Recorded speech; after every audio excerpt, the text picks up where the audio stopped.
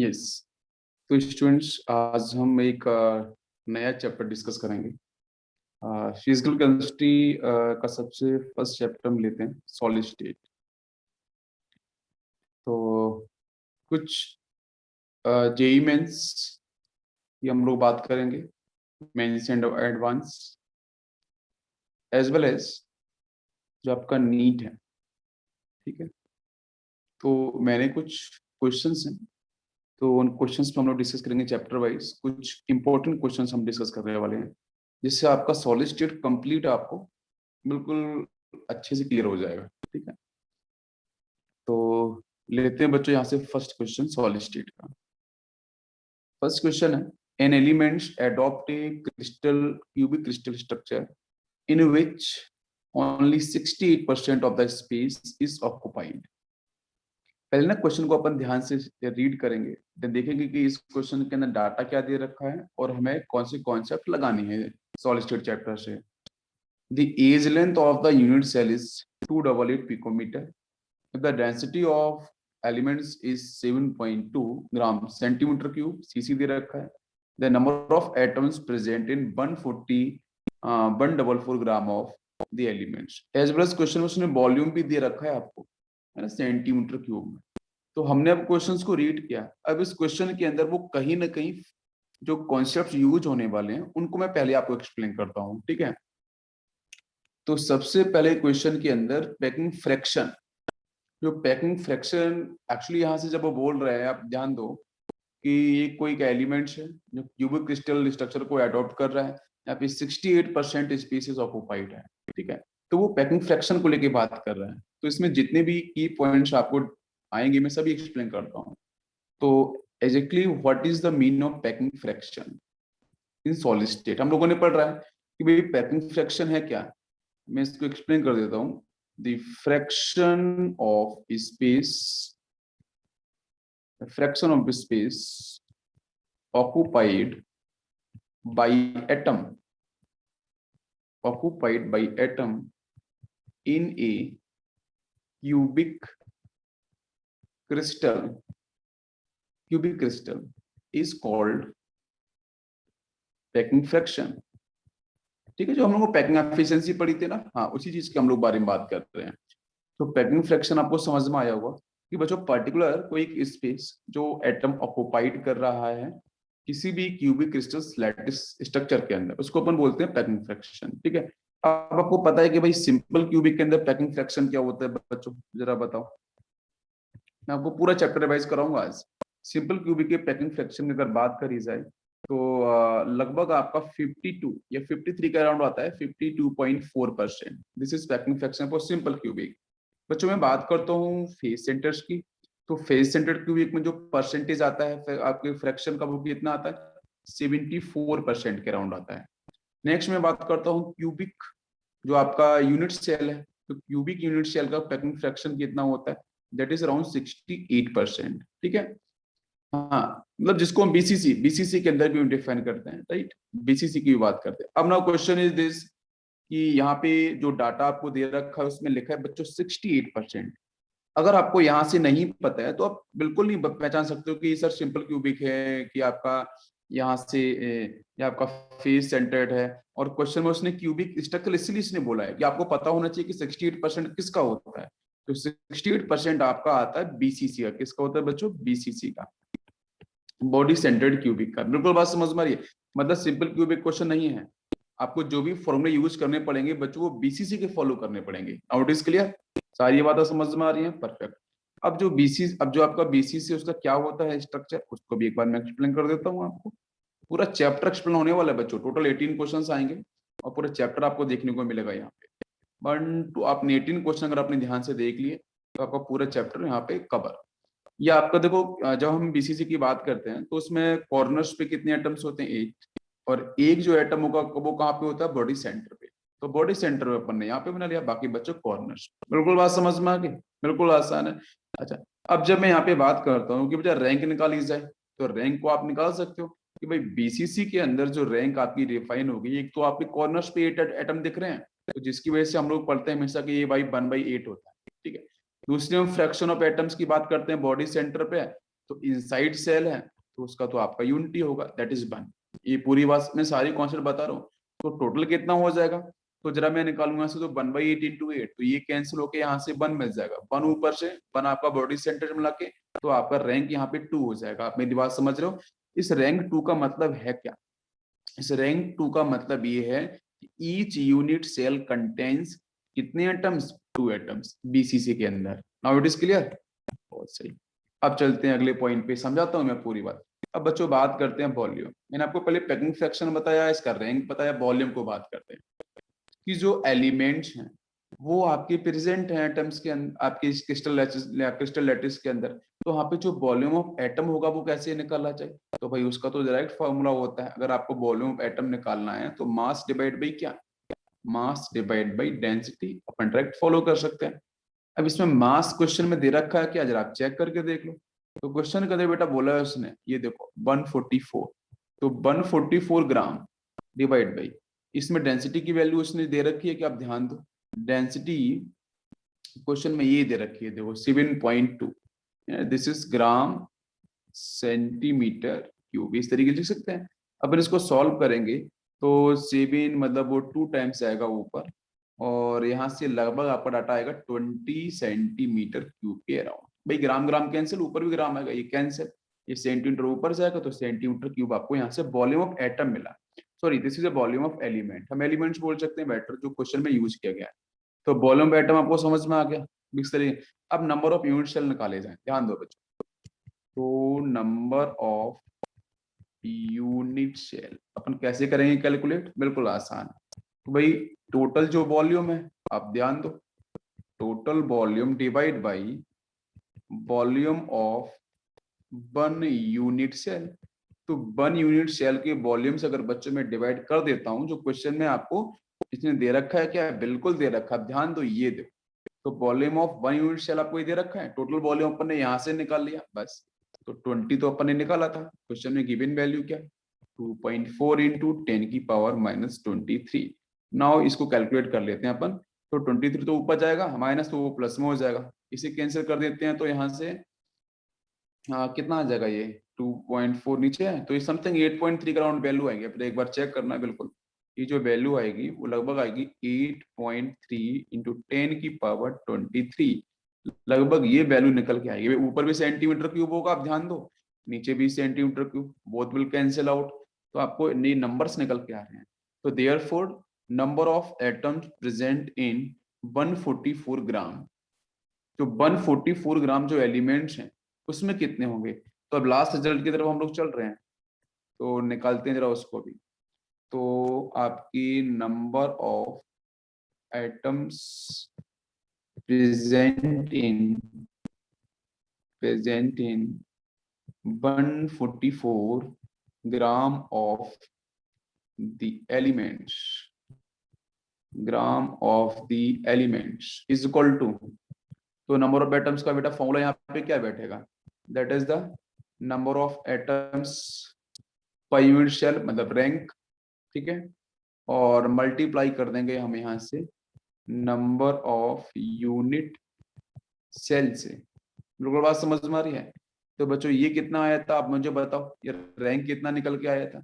Rank की value आपकी 2 निकल के आई थी, जरा आपको मैंने, हम लोगों ने निकाली थी, बीसीसी की 2 ही होती है, इनटू जो हम लोगों ने जस्ट अभी वैल्यू निकाली है, नंबर ऑफ यूनिट सेल्स, ठीक है, डेंसिटी के हेल्प से। तो वो कितना आया, वो आया था आपका 8 पॉइंट ब्रैकेट में 8.33 इंटू 10 की पावर 23। इसको अपन सॉल्व कर लेते हैं तो आ जाएगा 1.66 इंटू 10 की पावर 24, ठीक है, और that is the atoms, depend upon option, ये उसने क्या फॉलो किया है। तो 1.66 इंटू, देखो आपको पहला ही ऑप्शन दिख रहा है, that's why first option is correct. बिल्कुल बात समझ में आई? बिल्कुल आसान से क्वेश्चन। तो एक क्वेश्चन के अंदर हम लोगों ने बहुत सारे कॉन्सेप्ट को स्टडी किया। Now we will move to the next question. Yes, next question बच्चों बहुत ही शानदार क्वेश्चन है। अगर आप देखोगे तो यहाँ से मैं बहुत सारे कॉन्सेप्ट्स आपको बताने वाला हूँ, ठीक है। ये सॉलिड स्टेट्स के लास्ट में हम लोगों ने पढ़ा था, अगर याद होगा, सेमीकंडक्टर्स के बारे में। A semiconductor of germanium can be made p type adding, ऐसा उसने बोला है। अब फिर नीचे वो बोल रहा है कि भाई पी टाइप की एडिंग कर रहे हैं तो कौन सा ऑप्शन होगा। आपका 14th ग्रुप इम्प्योरिटी है, 15th ग्रुप इम्प्योरिटी है, कि 13th है, कि 16th है। तो ना इसमें मैं पहले एक्सप्लेन करता हूँ, आपको ध्यान दो, इसके पीछे जो थ्योरी पूरी है ना, मैं उसको एक्सप्लेन करता हूँ कॉन्सेप्ट को। तो आप पहले ये समझो कि जो सेमी कंडक्टर्स हैं, बात कहीं ना कहीं सेमी कंडक्टर्स के बारे में करी जा रही है। तो semiconductors basically are of two types. First आपका वो होता है इंट्रेंसिक, हम लोगों ने पढ़ रखा है इंट्रेंसिक सेमीकंडक्टर। और सेकंड आपका होता है एक्सट्रेंसिक एक्सट्रेंसिक सेमीकंडक्टर। ठीक है, what is the intrinsic semiconductor? आप जानते हो, बिल्कुल जानते हो, मैंने पढ़ाया है तो आप जानते ही होगे। तो इंट्रेंसिक सेमीकंडक्टर्स बेसिकली क्या है, मैं आपको एक्सप्लेन कर देता हूँ। These are the insulators, obviously these are the insulators. मैं वर्ड यूज कर रहा हूँ इंसुलेटर, जो मैं वर्ड यूज कर रहा हूँ उसमें प्लीज ध्यान देना आप। दीज आर द इंसुलेटर्स, पहले इंट्रेंसिक के बारे में बात कर रहे हैं। At low temperature and act as conductor at high temperature। बिल्कुल आप ध्यान दो, अगर बच्चों हाई टेम्परेचर अगर आपको देखने को मिलेगा, तो उस केस में जो इंट्रिंसिक सेमीकंडक्टर्स होते हैं ऑलवेज वर्क एज कंडक्टर। आप ध्यान रखो, प्रीवियस में बातें पूछी गई हैं। सेकेंड, मैंने आपसे बोला कि हर एक क्वेश्चन के अंदर मैं पूरी थ्योरी बताऊंगा, चैप्टर कंप्लीट रिवाइज होगा 18 क्वेश्चंस में। फिर बच्चों में बात करो तो लो टेम्परेचर के बारे में, अगर लो टेम्परेचर होगा तो यही इंट्रिंसिक वर्क कैसे करेगा, इंसुलेटर्स की तरह। आप बिल्कुल मेरी बात समझ रहे हो। नाउ विल कम कि वही एक्सट्रिंसिक सेमीकंडक्टर्स क्या होते हैं, जरा इसकी भी बात कर ली जाए। तो एक्सट्रिंसिक सेमीकंडक्टर्स में हम लोग बच्चों बात करते हैं डोपिंग के बारे में, ठीक है। तो यस, तो सेमीकंडक्टर डोप्ड विद हाई और लो या लोअर ग्रुप, ठीक है, इम्प्योरिटीज। ये जो बच्चों ग्रुप लिखा है ना, ये पीरियोड टेबल ग्रुप की बात कर रहा हूँ, ठीक है। उसको बोलते हैं आर कॉल्ड एक्सट्रिंसिक सेमीकंडक्टर। बिल्कुल आसान है, ठीक है। अब आप मेरी बात को बिल्कुल समझो ध्यान से। ये बड़ा एक्सट्रिंसिक में जो पढ़ते हैं ना, पी टाइप एन टाइप, वो यहीं आते हैं। इंट्रिंसिक में जो पढ़ते हैं वो आपके डिफरेंट कॉन्सेप्ट है। आप हाई टेम्परेचर करेंगे तो वही आपके कंडक्टर्स कंडक्टर बन जाएंगे, सेमीकंडक्टर्स, और अगर आपका टेम्परेचर लो होगा तो इंसुलेटर्स होंगे। लेकिन एक्सट्रिंसिक में क्या होता है, हम डोपिंग करते हैं, हम मिक्सिंग करते हैं, तो हायर या फिर लोअर ग्रुप के इम्प्योरिटीज। इम्प्योरिटीज मतलब बच्चों मैं आपको जस्ट बताऊंगा, इसमें दो कैटेगरीज फर्दर आई है एक्सट्रिंसिक के अंदर, एक तो पी टाइप, एक आपकी एन टाइप। एक तो पी टाइप मिलेगा, एक मिलेगा आपको एन टाइप सेमीकंडक्टर।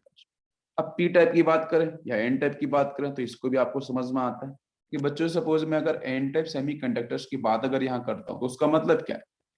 यहाँ पे जैसे आपका जो 14th ग्रुप है, तो मैं बोलूंगा कि जो हायर ग्रुप इम्प्योरिटीज होंगी उनको अपन ऐड करेंगे। जैसे मैं एग्जांपल देता हूँ, एन टाइप सेमीकंडक्टर में हमेशा हम हायर हायर ग्रुप की जो एलिमेंट्स हैं उनको हम ऐड करते हैं। जैसे एग्जांपल में बताऊं, जैसे जर्मेनियम है, जेबिनियम पता है आपको 14th ग्रुप का एलिमेंट है, वही कार्बन फैमिली की बात करते हैं।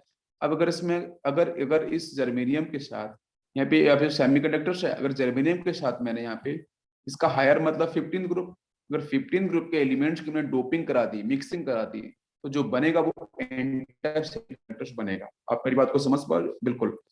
और पी टाइप सेमीकंडक्टर्स की बात करी है तो यहाँ पे हम लोअर ग्रुप को ऐड करते हैं। जैसे एग्जांपल में बताऊंगा कि इस टाइप के सेमीकंडक्टर में हम डोपिंग करते हैं लोअर ग्रुप की इम्प्योरिटीज की। किसी करते हैं बच्चों, लोअर ग्रुप, ठीक है।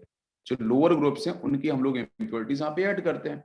जैसे मैं आपको फिर से बताऊं, बेटा जर्मेनियम वही अभी आपका 14th ग्रुप का है, तो लोअर इस ग्रुप कौन सा है, 13। अब 13 में कौन सा आता है आपको पता है, बोरॉन फैमिली। तो यहाँ पे आपके 13th ग्रुप के जो एलिमेंट्स हैं उनकी हम डोपिंग मिक्सिंग कराते हैं विद जर्मेनियम, तो वहां से जो बनेगा semiconductor it is P type semiconductor. आप मेरी बात को समझ पा रहे हो।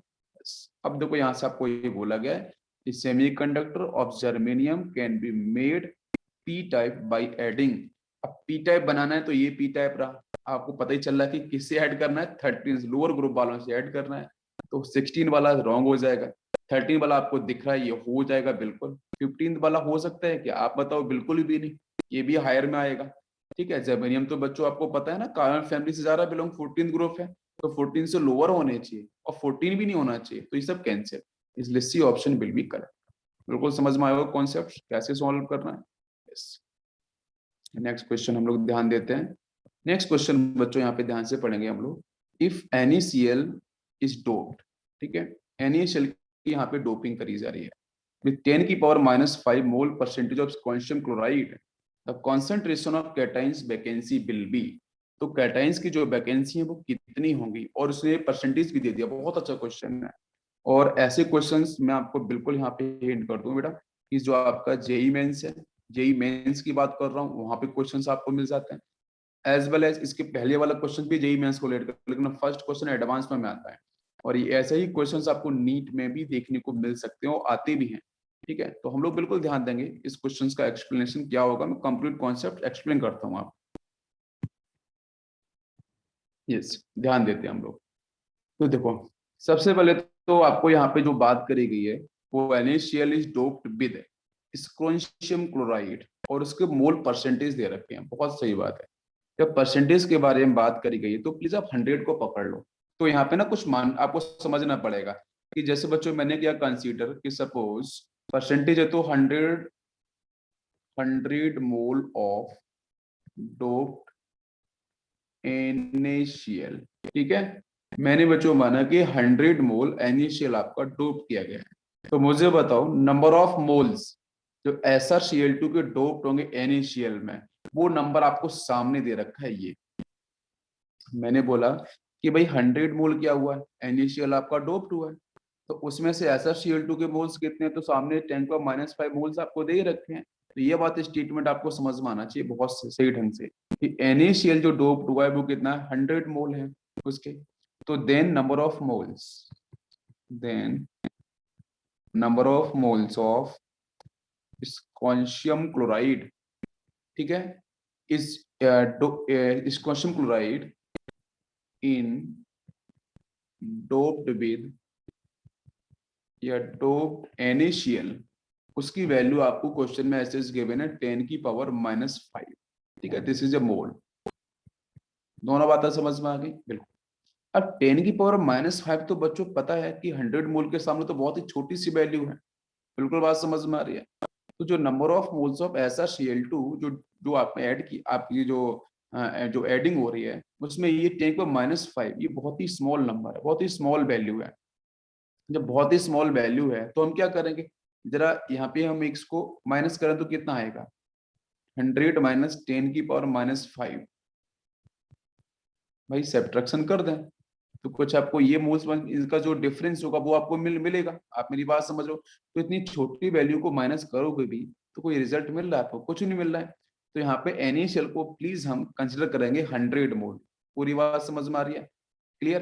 अच्छा, ये पूरी बात यहाँ तक क्लियर हो गई। तो इसको हमें 10⁻⁵ से यहाँ पे कोई भी अंतर नहीं पड़ने वाला है, because it is very small value. तो 100 मोल ही NaCl के हम लोग यूज करेंगे। पूरी बात समझ में आ रही है? बिल्कुल। अब आते हैं जरा चार्ज के ऊपर। तो इस कैल्शियम क्लोराइड में चार्ज कितना होता है भाई, Sr+2 है। सेकेंडरी का एलिमेंट्स आपको दिख रहा है, Sr+2 और 2Cl- डिसोसिएट होगा। अब इसके सामने जो सोडियम NaCl में सोडियम प्लस होता है, तो भाई Cl- से तो लेना देना है नहीं, वो तो दोनों सेम एलिमेंट्स हैं। तो यहाँ पे आपका Sr+2 का मतलब यहाँ पे टोटल चार्ज कितना आएगा, +2, और यहाँ पे टोटल चार्ज कितना आएगा, +1। आप मेरी बात समझ में आ रही है? यस। तो charge on Sr+2 is twice, obviously two times आ रहा है इस बन के, इस NaCl के, twice that of sodium plus. तो हम यहाँ पे बोलेंगे भाई each SrCl2 introduce one cation vacancy. इसका मतलब कि जब जब सोडियम प्लस को हटाएगा, ऐसा भाई SrCl2 को हम जोड़ रहे हैं, तो Sr+2 जब जब ऐड किया जाएगा तो उस केस में भाई चार्ज तो पता है कि भाई एक सोडियम ये रिलीज होगा, भाई दो पोजीशंस अलग अलग होंगे। यहाँ पे इसको ऐसे समझो, ये सपोज यहाँ पे सोडियम प्रेजेंट है इस तरीके से, सामने से Sr+2 आया, तो भाई चार्ज तो आपको बैलेंस करना ही पड़ेगा ना। तो जब एक SrCl2 के पास +2 चार्ज है, तो Sr+Cl2 जब आएगा तो बच्चों को दो पोजीशन को ऑक्यूपाई करेगा, तो एक सोडियम यहाँ से गायब, लेकिन एटम तो वो आपका एक ही है ना। तो एक नई वैकेंसी यहाँ से क्रिएट होने वाली है। बिल्कुल बात समझ में आ रही है भाई? इसके चार्ज को बैलेंस करना पड़ेगा ना, ये बात समझ में आ रही है? भाई Na+ का चार्ज 1 है, उसका चार्ज 2 है, तो ट्वाइस है। तो जब वो आएगा तो एक वैकेंसी और क्रिएट करेगा। एक वैकेंसी पे तो सोडियम प्लस की जगह वो खुद आ जाएगा, लेकिन बाकी की जो वैकेंसी होगी वो वहां से सोडियम प्लस रिलीज होगा। भाई 400 बैलेंस होना चाहिए, तो एक नई वैकेंसी यहाँ से आपकी क्रिएट हो जाएगी। बिल्कुल बात समझ में आ रही है? तो अब जो वैकेंसी क्रिएट होगी वो वैकेंसी कौन सी बोली जाएगी, this is the cation vacancy, है ना, this is the cation vacancy. तो इसका मतलब ये हो गया कि भाई एक Sr+2 आयन रिप्लेस करेगा 2 सोडियम आयन। तो हम निकाल सकते हैं नंबर ऑफ Sr+2 आयन्स कितने होंगे, तो देखते हैं। तो नंबर ऑफ Sr+2 आयन्स जो क्वेश्चन में दे रखा है वो 10⁻⁻5 इसके मोल्स हैं, इनटू कर देंगे हम एवोगाड्रो नंबर, भाई नंबर से निकालना है 10⁻�5 मोल, भाई मोल्स का फॉर्मूला पता है ना, मोल जब नंबर्स गिवन होते हैं तो नंबर डिवाइड बाई वही एवोगाड्रो नंबर। आपको ये नंबर चाहिए, मोल गिवन है, तो हम दोनों का मल्टीप्लाई कर लेते हैं सीधा। तो यहाँ से आपका नंबर आ जाएगा 10⁻⁻5 मोल्स इंटू आपका 6.023 इंटू 10⁻23, ये आयंस पर मोल है। इनको अगर आप सॉल्व करोगे तो यहाँ से आपको वैल्यू मिल जाएगी 6.023 इंटू 10⁻18 आयंस। ठीक है, ये आपको आयंस यहाँ से Sr+2 के मिल गए।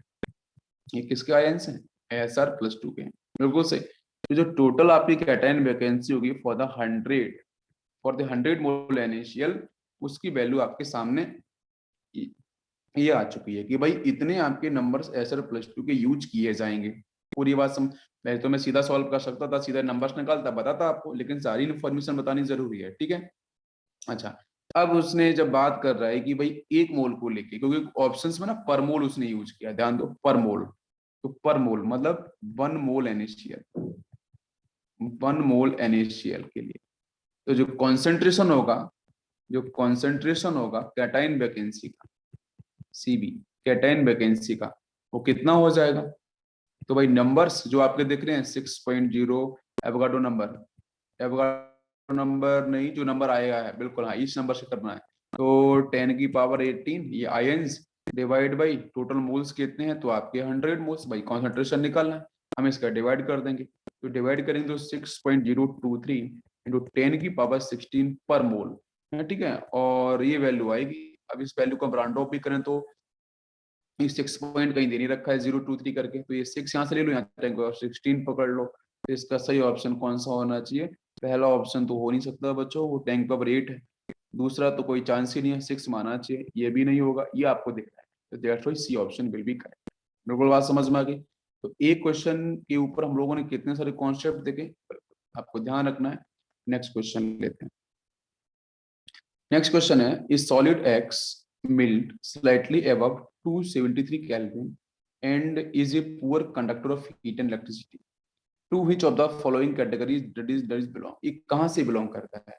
तो क्वेश्चन देखो आसान है, अगर इसकी लैंग्वेज आप देखो, ये थियोरेटिकल क्वेश्चन, आपको थ्योरी पता होना चाहिए। ऐसे क्वेश्चंस में अगर आपकी थ्योरी स्ट्रांग है, और वैसे भी ये चैप्टर आप थियोरेटिकल होते हैं, तो वहां से क्वेश्चंस काफी अच्छे बनाए जाते हैं। ठीक है, लॉजिकल क्वेश्चंस होते हैं। तो उसने बोल दिया कि बेटा सॉलिड एक्स है, आपको पता नहीं आयोनिक है, कोवेलेंट है, मेटालिक है, मॉलिक्यूलर है, कैसा है, डजंट मैटर। फिर वो बोल रहे कि भाई यहाँ से जो मिल्ट किया है वो 273 से थोड़ा ऊपर पे मिल्ट कर गया है, और ये भी बोला कि वो पूरा कंडक्टर है हीट इलेक्ट्रिसिटी का। तो ये सारी प्रॉपर्टीज आनी चाहिए, ये किसकी प्रॉपर्टीज मैच कर रहे हैं, वो कौन सी कैटेगरी से बिलोंग कर रहे हैं। तो चलो देख लेते हैं, पूरी इन्फॉर्मेशन लेते हैं, आपको एक्सप्लेन करता हूँ। सॉलिड्स को हम जनरली सॉलिड स्टेट चैप्टर के अकॉर्डिंग हम बच्चों डिवाइड करते हैं, एक तो आयोनिक के अंदर, सेकेंड हम लोग कोवेलेंट कंपाउंड्स में, नेक्स्ट हम करते हैं मेटालिक के अंदर, और हम लोग करते हैं मॉलिक्यूलर सॉलिड्स के अंदर। ये 4 पार्ट्स में हम लोग कैटेगराइज करते हैं। और ये जो आप क्लासिफिकेशन है उसमें जब हम देखते हैं तो इंटरमॉलिक्यूलर फोर्स ऑफ अट्रैक्शन, ये सॉलिड्स हैं, अब सॉलिड्स की तो इंटरमॉलिक्यूलर फोर्स ऑफ अट्रैक्शन आपको मिलेगी। तो इंटरमॉलिक्यूलर फोर्स ऑफ अट्रैक्शन के बेस पे हम कुछ बातें करने वाले हैं। जैसे बच्चों आयोनिक सॉलिड्स की बात करी जाए, तो आयोनिक सॉलिड्स के अंदर आपको आयोनिक बॉन्ड देखने को मिलता है। क्या मिलता है, आयोनिक बॉन्ड आपको देखने को मिलता है। ठीक है, जब आयोनिक बॉन्ड मिलेगा तो वहां पे इसका जो मेल्टिंग पॉइंट आएगा वो ऑब्वियसली क्या हो जाएगा, काफी हाई हो जाएगा। तो हायर द मेल्टिंग पॉइंट मतलब वो मेटेलिक प्रॉपर्टीज, इसका मतलब कि यहाँ पे मेटेलिक प्रॉपर्टी क्या होगी, काफी ज्यादा होगी।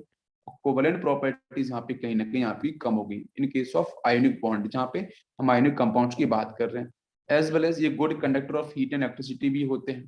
क्यों, क्योंकि इनके पास प्रेजेंस होते हैं आयंस। पूरी बात समझ में आ रही है।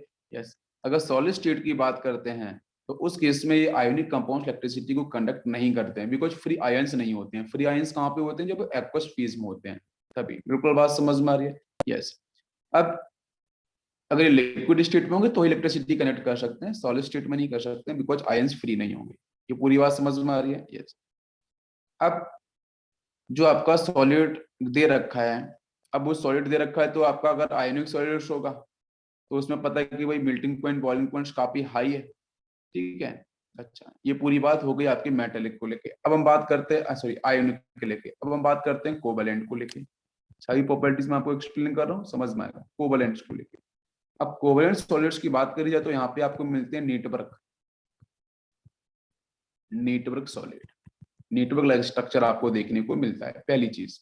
और यहाँ पे कौन से बॉन्ड्स होते हैं, तो नाम से बच्चों दिख रहा है कोवेलेंट है, तो यहाँ पे कोवेलेंट बॉन्ड, जैसे आयोनिक में आयोनिक बॉन्ड, यहाँ पे कोवेलेंट बॉन्ड्स मिलेंगे। अब क्वेश्चन है कि यहाँ पे इलेक्ट्रॉन्स आपके डीलोकलाइज होते हैं कि नहीं होते हैं, तो यहाँ पे इलेक्ट्रॉन्स आपके लोकलाइज होते हैं। लोकलाइज का मतलब फिक्स होते हैं, बिल्कुल बात समझ में आ रही है। जब आपके इलेक्ट्रॉन्स बिल्कुल फिक्स होते हैं, डीलोकलाइज नहीं होते हैं, लोकलाइज्ड होते हैं, तो जो एटम्स होंगे उनको हम अरेंज, जो एटम्स अरेंज होते हैं वो कहीं ना कहीं आपके फिक्स्ड ज्योमेट्री को होल्ड करते हैं। फिक्स ज्योमेट्री, बिकॉज जो आपके यहाँ पे मैं जो बात कर रहा हूँ कि जो इलेक्ट्रॉन्स हैं वो आपके लोकलाइज्ड हैं, मतलब फिक्स हैं, तो जो एटम्स होते हैं वो फिक्स पोजीशन को ऑक्यूपाई करते हैं, इसलिए आपको फिक्स ज्योमेट्री देखने को मिलती है कोवेलेंट सॉलिड्स के अंदर। बिल्कुल बात समझ में आ रही है, यस। तो इनका भी फिर जो मेल्टिंग पॉइंट और जो बॉइलिंग पॉइंट होगा, because of fix geometry, melting point और जो आपका बॉइलिंग पॉइंट आएगा कोवेलेंट सॉलिड्स का, ये भी कहीं ना कहीं हाई होता है। बिल्कुल स्ट्रॉन्ग बॉन्डिंग आपको दिख गई है, लेकिन ये होते हैं बच्चों poor conductor of heat and electricity, because इनके पास आयंस नहीं होते हैं। जब आयंस ही नहीं होते हैं, इलेक्ट्रॉन्स मूव नहीं कर सकते हैं, तो इलेक्ट्रिसिटी और हीट के पुअर कंडक्टर्स होते हैं, ये बात भी ध्यान रखना है। बिल्कुल बात समझ में आ रही है।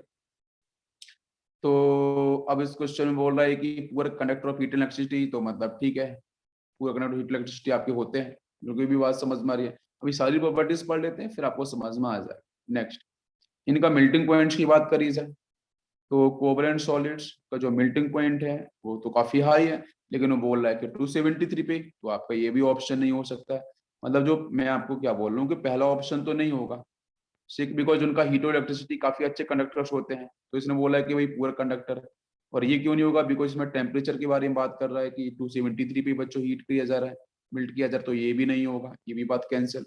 तो ionic is cancel, covalent is cancel, next is metallic. तो मेटेलिक को चेक कर लेते हैं थोड़ा सा। तो मेटेलिक सॉलिड्स जो होते हैं उनकी प्रॉपर्टीज लेते हैं। तो मेटेलिक सॉलिड्स के अंदर क्या प्रेजेंट होते हैं, मेटल्स आयंस होते हैं, ठीक है, मेटल्स आयंस होते हैं। अभी मेटल्स जो एटम्स हैं, मतलब मेटल्स आयंस का है, मतलब आप पहले मेटल एटम की बात कर लो, देन इलेक्ट्रॉन्स को रिलीज करते हैं, और वहां पे इलेक्ट्रॉन्स क्या होते हैं बच्चों, वो आपके वेकेंट स्पेस में जाके शिफ्ट हो जाते हैं। उस इलेक्ट्रॉन के साथ क्या होता है, आपके सारे एटम्स के जो कर्नल्स होते हैं वो पॉजिटिव चार्ज के थ्रू क्या करते हैं, न्यूक्लियस थ्रू अट्रैक्शन शो करते हैं। तो बात समझ में आ रही है। तो इसलिए इसमें बोलते हैं कि बेटा जो इलेक्ट्रॉन्स होते हैं मेटेलिक सॉलिड्स के अंदर, वो डीलोकलाइज होते हैं। कैसे होते हैं, फिक्स नहीं होते हैं, डीलोकलाइज्ड होते हैं। तो जिसकी वजह से यहाँ पे ये बहुत ही अच्छे खासे good conductor of heat and electricity, heat and electricity के बहुत ही अच्छे खासे कंडक्टर्स होते हैं। बिल्कुल बात, लेकिन इनका जो मेल्टिंग पॉइंट है वो वेरिएबल होता है। मेल्टिंग पॉइंट कोई फिक्स नहीं होगा, वो वेरिएबल होता है। पूरी बात समझ में आ रही है। तो मेल्टिंग पॉइंट्स अगर वेरिएबल होगा, तो नाउ कम्स कि भाई क्वेश्चन में क्या दे रखा है कि सॉलिड्स का मेटेलिक हो सकता है, नहीं। मैंने बोला कि यहाँ पे हीट एंड इलेक्ट्रिसिटी के ये अच्छे कंडक्टर्स होते हैं, लेकिन वो बोल रहा है कि यहाँ पे पूरे कंडक्टर्स है, नो। तो मेटेलिक भी नहीं होगा, ये भी नहीं, ये भी नहीं, ये भी नहीं, तो फिर मॉलिक्यूलर ही हो सकता है, ये बात आपको अब मॉलिक्यूलर प्रॉपर्टी देख लेते हैं। तो मॉलिक्यूलर सॉलिड्स जो होते हैं, अगर मैं कंपेयर करूं, तो यहाँ पे बहुत सारे मॉलिक्यूल्स आपस में कनेक्ट होते हैं और क्या बनाते हैं, मॉलिक्यूलर सॉलिड का फॉर्मेशन करते हैं। और यहाँ पे जो अट्रैक्शन होता है ना बच्चों मॉलिक्यूलर सॉलिड्स में, वो आपका वॉन्डरबॉल फोर्स ऑफ अट्रैक्शन होता है, ठीक है, वॉन्डरबॉल फोर्स ऑफ अट्रैक्शन। तो वॉन्डरबॉल फोर्स ऑफ अट्रैक्शन मतलब यहाँ पे लंडन फोर्सेस, इसको बोलते हैं वीक फोर्स, ये भी आपको देखने को मिलता है। तो लंडन फोर्सेस प्रेजेंट होगा, it is a weak force and weak strength आपको मॉलिक्यूल्स में देखने को मिलेगी। इसका मतलब यहाँ पे इनका जो मेल्टिंग पॉइंट होगा वो कहीं ना कहीं काफी कम होगा बाकी सॉलिड्स के कंपैरिजन में। अब जब मेल्टिंग पॉइंट कम होगा, तो देख रहे हैं कि इसमें मेल्ट कर रहा है 273 पे, बिल्कुल सही। दूसरी बात करते हैं कि यहाँ पे जो इलेक्ट्रॉन्स होते हैं, क्या वो डीलोकलाइज्ड होते हैं, नहीं, लोकलाइज्ड होते हैं। इलेक्ट्रॉन्स यहाँ पे होते हैं फिक्स, लोकलाइज्ड होते हैं, बिल्कुल फिक्स होते हैं, डीलोकलाइज नहीं होते हैं। इसलिए आपके होते हैं poor conductor of heat and electricity, ये मैच कर रहा है बिल्कुल। तो इसलिए आपका जो ऑप्शन कौन सा होगा, डी ऑप्शन इज करेक्ट। बिल्कुल बात समझ में आई। नेक्स्ट क्वेश्चन लेते हैं हम लोग। बहुत ही अच्छा क्वेश्चन है, इजी क्वेश्चन है, बिल्कुल थ्योरी बेस्ड क्वेश्चन है। क्वेश्चन बोला है कि if A is the edge length of unit cell, then the correct option. तो कोई एक यूनिट सेल है, उसका एज लेंथ उसने स्मॉल ए दे दिया है, फिर बाकी सारी बातें करी है कि भाई अगर आपका सिंपल क्यूबिक लैटिस है तो रेडियस का ये डिफाइन होती है, बीसीसी है तो आपकी रेडियस ऑफ मेटल एटम्स कुछ ये होनी चाहिए का a√3/2, एफसीसी अगर लैटिस है तो रेडियस का ये डिफाइन होनी चाहिए।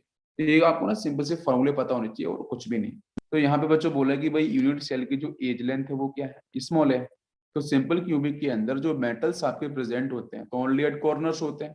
भाई सिंपल क्यूबिक की अपन बात करें तो एटम्स कहाँ होते हैं, सिर्फ और सिर्फ कॉर्नर्स पे आपको देखने को मिलेंगे।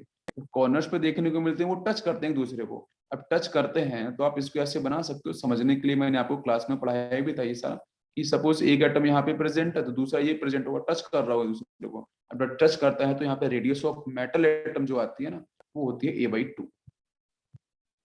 बात समझ में आ रही है, a/2 मिलती है।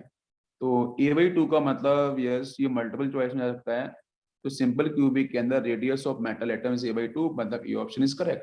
सेकंड में आते हैं बीसीसी। तो बीसीसी के अंदर जब हम आपको पता है कि कहाँ कहाँ एटम्स होते हैं, तो बीसीसी के अंदर आपको कॉर्नर्स मिलेगा प्लस आपको बॉडी सेंटर्स में मिलेंगे, ठीक है। अब कॉर्नर्स और बॉडी सेंटर मिलेगा तो इस केस में जो मेटल एटम्स होते हैं वो टच करते हैं एक दूसरे को, लेकिन कहाँ पे करते हैं, अलोंग दी बॉडी डायगोनल्स। जो बॉडी डायगोनल्स होते हैं ना, उसके सब टच टच करते हैं, बिकॉज में एक एटम बीच में आ जाएगा ना। यस, कुछ इस तरीके से एक बीच में आएगा, बाकी एटम्स आपके इस तरीके से प्रेजेंट होंगे। जो बीच में एटम आएगा ना, वो बाकी एटम्स को टच नहीं होने देगा। तो यहाँ पे जो आपकी जो टचिंग पॉइंट, जो मैं टचिंग कंडीशंस की बात कर रहे हैं इस बीसीसी के अंदर, तो metal atoms touch each other along the body diagonals. तो यहाँ पे आपकी टचिंग होती है अलोंग दी बॉडी डायगोनल। तो यहाँ पे जो रिजल्ट आता है वो बिल्कुल से e√3/4 डिवाइड बाई, एक सेकंड, e√3/4, ये तो आपकी रेडियस आती है। रेडियस आपकी ठीक है। डायमीटर्स की बात करते हैं तो वो आपको लिख सकते हैं a√3/4, ये आता है डायमीटर्स। हम लोगों ने रेडियस निकाली थी राइट, तो ये डायमीटर्स की बात करके करता है तो इसको ये आ जाएगा, वो नीचे आपका 4 हो जाएगा, बाकी ये भी ठीक है, B option is also correct. Face centres की जरा बात कर लेते हैं अपन, ए ठीक बी ठीक सी पे आते हैं। तो एफसीसी में बोल रहा है कि रेडियस ऑफ मेटल एटम ये होती है, तो बेटा ये आपकी ये सही है गलत है, देखते हैं एक बार। तो एफसीसी के जो आपके यूनिट सेल हैं उसमें एटम्स कहाँ होते हैं, एफसीसी के अंदर कॉर्नर्स पे होते हैं प्लस फेस सेंटर्स पे होते हैं। तो कॉर्नर्स और फेस सेंटर पे लेंगे तो इसमें मेटल एटम जो टच करते हैं दूसरे को अलोंग द फेस डायगोनल। देखो मैं आपको ना एक बात बता रहा हूँ, सिंपल क्यूबिक में एक एज वाले ही टच करते हैं एक दूसरे को, बीसीसी में बॉडी के डायगोनल से अक्रॉस टच करते हैं, एफसीसी में क्या होता है, फेस डायगोनल के एटम्स, आप फेस डायगोनल है उसके अलावा आपके एटम्स एक दूसरे को टच कर रहे होते हैं। यहाँ पे जो रेडियस निकल के आती है वो a/2 ये डिफाइन होती है। अरे बात समझ में आ रही है, now it is clear, okay. तो यहाँ पे आपका सी ऑप्शन भी लग रहा है यार सही, सी इज ऑल्सो करेक्ट। फिर बोल रहा है कि बीसीसी के अंदर the diameter of the metal atom is a√3/4। तो भाई सब डायमीटर की तो हमने बात करी थी, एक सेकेंड यहाँ पे कुछ मिस्टेक हुई है बीसीसी को लेके। तो बीसीसी का जो डायमीटर आता है ना बेटा, वो आता है a√3/2। ये तो ठीक है, इससे डायमीटर वहां पे मिस्टेक हुई है। और बीसीसी की जो रेडियस आती है वो आती है a√3/नीचे 4, ये रेडियस आती है और ये आपका डायमीटर आता है। तो यहाँ पे कहीं मिस्टेक हुई है, रेडियस आपकी ये दे रखी है, मतलब ये गलत, बी गलत हो गया, सी बिल्कुल, डी बिल्कुल सही है। तो इसमें इसका जो सही ऑप्शन आएगा वो आपको बता देता हूँ, ए सी और डी बिल्कुल सही। तो A, C, D यहाँ पे करेक्ट ऑप्शंस होंगे बिल्कुल। तो अगर आपको सिंपल से रेडियस के बारे में सिर्फ पता है तो आप बाकी बातें कर सकते हैं, बहुत ही सिंपल है। नेक्स्ट क्वेश्चन ध्यान से करना है बिल्कुल। नेक्स्ट बच्चों क्वेश्चन दे रखा है, ये भी आपका मल्टीपल चॉइस में ही है। कुछ होता है following are correct for a crystal lattice containing above unit cell. जो यूनिट सेल ऊपर दे रखी है उसने बोला भी है कि बच्चों ये कॉर्नर्स वाला एटम ए है, ठीक है, ये आपका ए सेंटर दे रखा है वो आपका बी है। फिर बोल रहा है कि ये जो यूनिट सेल दे रखी है कौन सा ऑप्शन आपके करेक्ट है। इसमें एक डी ऑप्शंस भी आपको मैं ही ना पड़ेगी, जो ऑप्शन नहीं दे रखा है मैं डी ऑप्शंस भी आपको यहाँ लिख के देता हूँ। डी ऑप्शन है effective, effective number of B, जो बी एटम है ना, ये सेंटर दे रखा है, effective number of B atoms, B atoms per unit cell is 4, ये डी ऑप्शन दे रखा है, ठीक है। डी ऑप्शन इसमें नहीं देखा, मैं आपको दे दिया। पहले कि डायगोनल्स प्लेन इज आपको देखना है स्ट्रक्चर और बाकी सारी बातें कर रही हैं और इसको सॉल्व करना है। कोऑर्डिनेशन नंबर बी का आपका 6, effective number for unit cell is 7, क्या होना चाहिए, चलो देखते हैं, डिस्कस करते हैं। ये क्वेश्चन दे रखा है क्या, इसमें आप ध्यान दो तो डायगोनल प्लेन आपका डिजाइन हो सकता है, मतलब यहाँ से इस पॉइंट को अगर मैं इस पॉइंट से टच कराऊं तो कुछ यूं इस तरीके से जाएगा। आप ध्यान दो क्योंकि इसमें क्वेश्चन में जिस तरीके से बातें की गई है ना उसी पे डायगोनल प्लेन यूज किया गया ना इसने, ध्यान दो। ये डायगोनल प्लेन पहले में इसने की यूज किया, यूनिट सेल टचेस 8 एटम्स। अगर डायगोनल प्लेन जाएगा डायगोनल से तो क्या 8 आपके यहाँ पे एटम्स को टच करेगा, तो उसी बात का। तो डायगोनल प्लेन अगर क्यूबिक यूनिट सेल में होता है तो बच्चों को टच करता है 4 कॉर्नर्स, मतलब एक यहाँ पे मैं आपको बताता हूँ देखो, अगर डायगोनल प्लेन ये जा रहा है तो एक यहाँ टच करेगा, 1 2 3 एंड 4, तो 4 कॉर्नर्स आपको मिल गए। लिखता हूं मैं ना, 4 कॉर्नर्स की आपके थ्रू जाएगा, प्लस ए सेंटर्स कितने आएंगे तो वो देखो जरा। तो ए सेंटर तो आपको एक तो यहाँ मिल जाएगा, एक ए सेंटर यहाँ मिलेगा, तो आपको मिलेंगे 2 ए सेंटर्स, 4 कॉर्नर्स 2 ए सेंटर्स, और 2 ही आपको मिलेंगे यहाँ से फेस सेंटर, 2 फेस सेंटर को टच करेगा। लेकिन जो बॉडी सेंटर्स की बात कर रहे हैं तो यहाँ पे कहीं बॉडी सेंटर दे रखा, तो बॉडी सेंटर तो है ही नहीं है ना, वो आप मेरी बात समझ लो।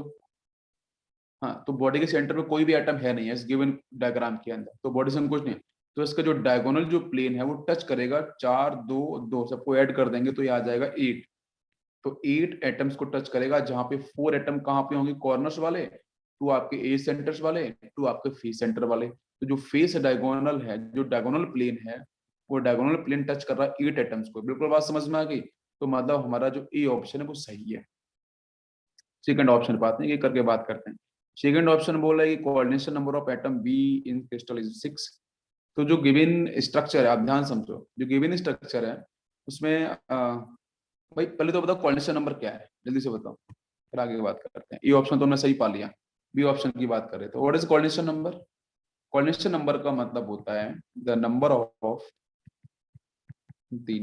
ऑफ नियरेस्ट नेबर एटम्स, मतलब एक दूसरे को टच करने वाले nearest neighbour atoms for an atom in crystal lattice. ठीक है, मतलब जैसे एक एटम के आसपास कितने एटम्स रखे हैं और वो टच कर रहे हो, वही से कोऑर्डिनेशन नंबर हो जाता है, बस सिंपल सा है। तो जो गिवन यूनिट सेल है, व्हाट इज दिस?